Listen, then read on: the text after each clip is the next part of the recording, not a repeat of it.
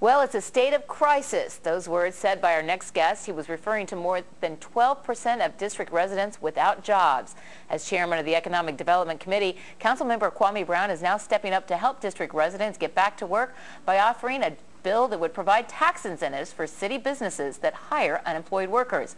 Titled the District Job Growth Incentive Act of 2010, businesses that want to participate and qualify for the credit must create at least 10 new jobs during a 5-year period and retain the job for at least a year. Here to discuss the act in greater detail, D.C. Councilman Kwame Brown. Thanks for joining us. Well, thank you for having me, Rebecca. So I looked over the idea, and you've got to create 10 new jobs over the next 5 years.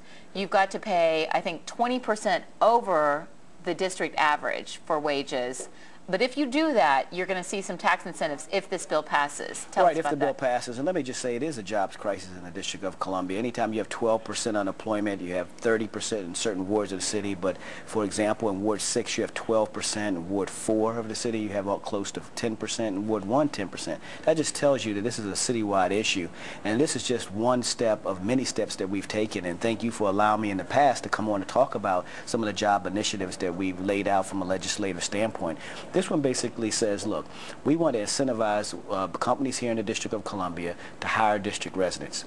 All of our district residents are in a category of they can't read, write, add, and subtract. We have people with college degrees. We have people that can read, write, add, and subtract. We have some of the talented people that can't find a job. People are, modifying their homes. People are losing their homes.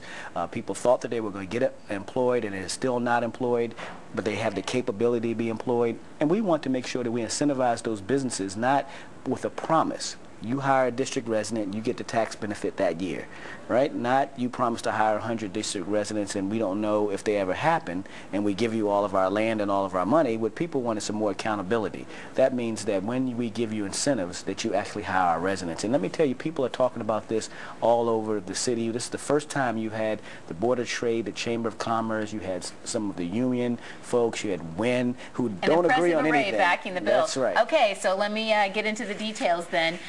You say you have to hire at least 10 workers over the 5 years that you've laid out for this bill. So for a small business that may only reach that magic 10 number in the 5th year, do they accrue the tax breaks over the whole 5-year period? Tell us a little bit about Yes, for those that in the 5th year they get to 10, it will roll over, so it will go to 2020, okay, which give them opportunities to have the credit and be able to use the credit later. And for those that maybe not use the credit, they can use it all up to 2030.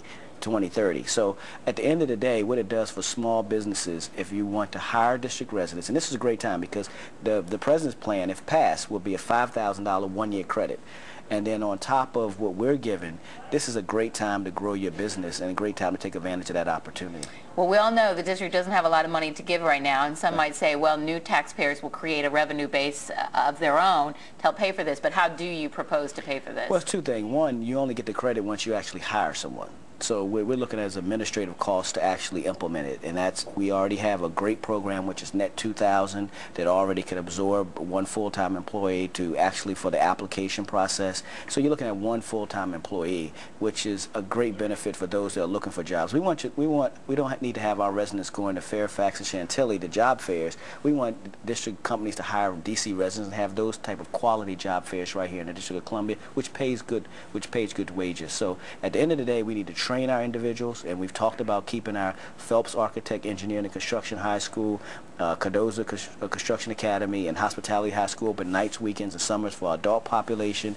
So we want to be able to do that, to give them the training they need. We've got to wrap, but I want to get in there that you've now taken over the chairmanship of the Council of Governments that works together with all the Washington area. So just 1 or 2 sentences, what can you do for the district in that new job? Well, as chair of the Metropolitan Council of Governments, one of the things we did last year was issue the first study in the 53-year history of the organization to focus on jobs in the region. So this is a regional-wise and a national-wise issue, and this is the first time we're going to have the best minds coming up with solutions to be able to connect all of the job training programs throughout the region. Okay. Kwame Brown, thanks for coming in. Rebecca, thanks for having me.